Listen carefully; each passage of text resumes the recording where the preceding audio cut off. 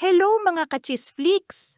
Mainit-init pa na issue ang pag-uusapan natin ngayon. Nanay ni Jake Zairus na si Raquel Pempenco, may mga sagot sa mga bashers niya matapos na naman mabash dahil sa nilabas na libro ni Jake Zairus.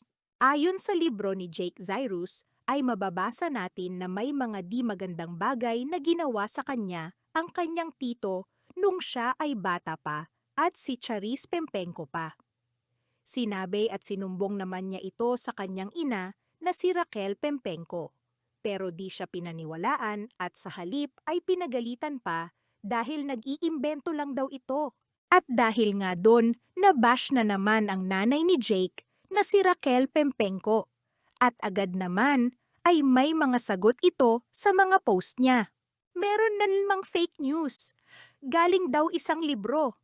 Mga bashers hindi updated yung libro na yan. Abangan niyo ako? Mga gumagawa ng kwento ang iba. Konti lang naman. Peace of mind pa rin ang pipiliin ko kesa patulan ko ang mga walang kwentang tao at mga walang utang na loob. Sila na magdadala ng lahat.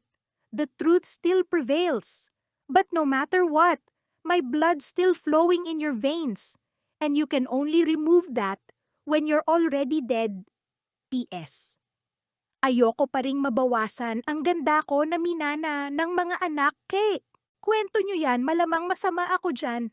Pero hindi ko alam ang kwento na yan. Sanay na akong tawaging masama. Kung yan ba ikakasaya nyo, tanggap ko na ang pangalan kong Evil Queen.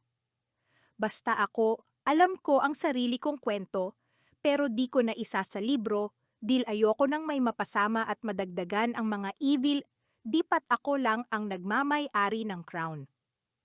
Sige lang kahit ano, ibato nyo basta hindi nakakabawas ng kagandahan ko, wala pa rin akong pake.